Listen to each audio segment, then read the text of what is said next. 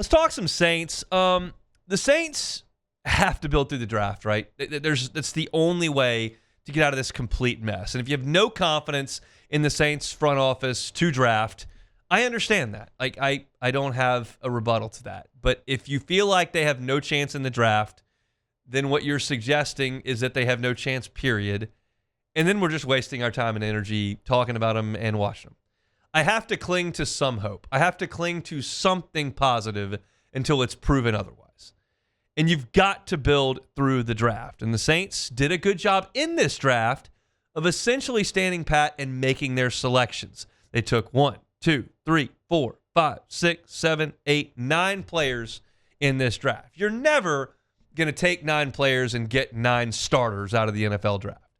But my contention entering the draft, like if you can get 4 guys in this draft that can start, and 1 or 2 of them is a really, really key piece to what you're doing, that's a good foundation. That's kind of what you're looking for. I'd take 6.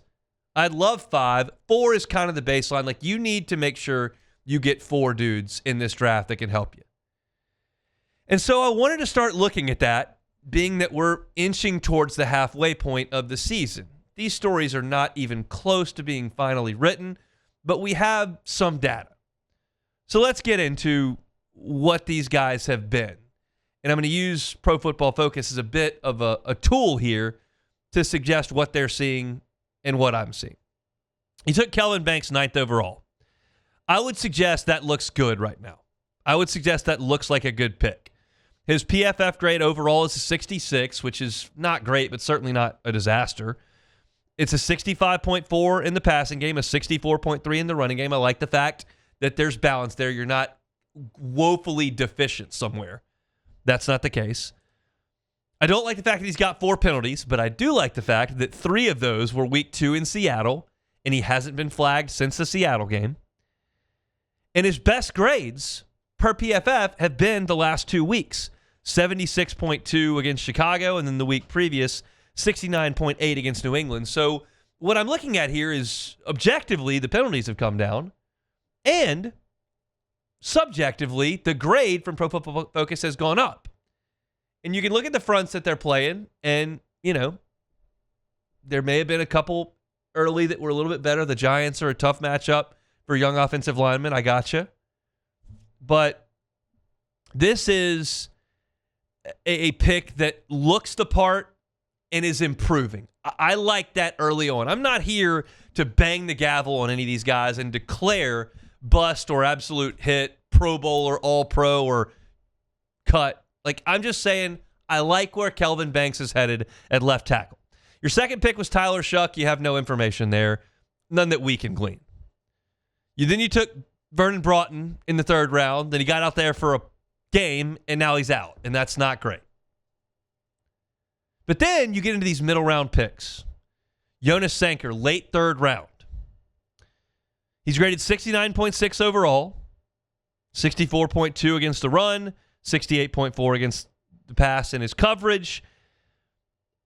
He's been pretty solid. He's had his moments that haven't been great. Like he's tied with Demario Davis for the most missed tackles on the team, and Demario has a lot more opportunities than him. But he's also been Johnny on the spot. He's been involved in a couple of turnovers.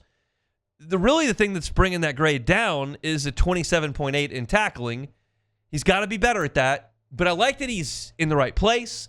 I like that he's been involved in some turnovers. I like that he's not afraid to get in there and tackle. Is he a great cover guy at this point? I don't know about that. But he's making some plays. He looks like he's got the instincts to be a quality safety halfway through his rookie season. You don't see a lot of late 3rd round picks show up and ball out in their first 7 games in the NFL. It happens, but it doesn't happen a lot. I think Sanker is a positive here. Now, we've seen those 2 guys early and often. Banks, starter from day 1. Sanker been thrust into the lineup with injury and retirement. Danny Stutsman was a 4th round pick out of Oklahoma. And he didn't play early in the season. He's only played in 3 games. And he's only played in 26 snaps. So the sample size is tiny for Stutzman. But they're easing him in, which I like. And he had 16 snaps against the Bears. That was a season high. And he graded 78.5 against the run and an 80.4 in tackling. This is another guy. This is a tiny sample size, and I am not here to overreact with Danny Stutsman on a tiny sample size, but we saw really good things in the preseason, and Pro Football Focus liked what they saw in the season high in snaps against Chicago. They're getting him out on the field. Danny Stutsman, to me, feels like a guy, if I had to guess right now, that he's going to be playing a lot in December. That's what I think. I think Danny Stutsman gets his way to the field in December. And I like what I'm seeing from him early on. It's hard to hit on middle round picks, but Sanker in the third, Stutzman in the fourth feels pretty good right now. Again, not slam dunk starters. Feels pretty good right now the way that they're trending. You also, in the fourth round, took Quincy Riley out of Louisville. Now, his overall grade is not great, 53.9. But his run defense, pretty good in 74.6. Coverage, 49.1, hit or miss. Here are the numbers against Riley according to PFF. They've thrown at him 15 times, 7 completions, 8 incompletions, 1 touchdown there, 1 pass breakup, had the interception, and then had 1 penalty that he was flagged for. Love the interception. Love the play he made on the interception. And I love his tape, and I love the production at Louisville. As I've seen some struggles from Kool-Aid, you kind of know what Alontae Taylor is. I do think and I do hope that Quincy Riley gets more run here in November and December than he has early on.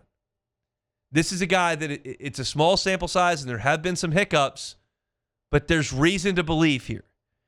And let's be candid. I'll do it after this. That's 3 guys in the middle round. Sanker in the third, Stutzman in the fourth, Riley in the fourth. Then you go back to the 6th, and you get Devin Neal. Well, we have almost nothing to go off on Devin Neal, but we know that you've lost Kendre Miller for the year, and now Devin Neal is going to get to play. So not all 6th-rounders get a chance for a rookie year evaluation. Plenty of 6th-rounders get cut or end up on the practice squad or don't contribute, maybe play some special teams in coverage. And right now it looks like you're going to get to see Devin Neal play.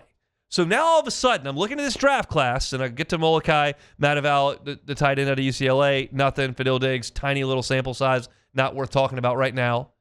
But I look at Banks, Sanker, Stutzman, Riley, and Neal. That's 5 guys you drafted this year. And I think in November and December, you're going to get a good look at all of them. Banks for sure. Sanker for sure, barring injury. Stutzman, easy to conceive and believe. Riley and Neal, same thing. Like, they're right there on the depth chart, going to play. Not every snap, but will play. So that's a great evaluation period for these Saints rookies. And I didn't even mention Shuck, who, if you made me guess right now, I would suggest is going to get some playing time later in the season. We talked about it yesterday. That's what I think is coming. So there's a really good chance you will get to evaluate multiple games, big sample size. Kelvin Banks, Tyler Shuck, Jonas Sanker, Danny Stutsman, Quincy Riley, Devin Neal. 6 guys. Now, it may not mean a bunch of victories this year. In fact, I'm confident it won't. And it's not to suggest that it's all going to be positive when they're out there. It won't be. But if you got 6 guys out there and 4 of them prove they can do it, you're hitting my baseline. You're hitting my benchmark that I was looking for before the commissioner ever called out a name in April. So that's a positive. There are plenty of times. Isaiah Foskey, he's an example of this. Stanley Jean-Baptiste, he's an example of this. Of guys that got drafted, went to training camp, played in the preseason, and then never helped their first year. Because the coaching staff knew quickly this guy can't help. Clearly, that hasn't happened with any of these guys I'm mentioning. Shuck is the only one you could perhaps suggest that for, but I think we all realize that they just haven't gotten their best look at him yet, and that's going to come later in the season.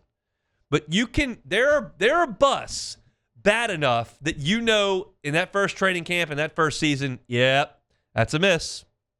And sometimes if they're really early picks, they get kept around longer than they should because they're early round picks. But these guys are all getting time. And nobody's knocking on the door of the Pro Bowl right now, but I need development and I need the youth movement to start taking over. And I'm not asking for everybody to hit. course, if I could rank him, I'd put Shuck first. Hadn't seen him. You put Banks second. Seeing pretty good things. And you might put Vernon Broughton third, and you're not going to see him. But the next 4 guys, Sanker, Stutzman, Riley, and Neal, this is a huge 10 weeks for them. Huge 10 weeks for them. And we'll continue to monitor them as they move forward. But the good news is you are going to get an evaluation. And that doesn't always happen with middle round rookies, especially on a roster that's very good. The Saints roster is not good. It's bad.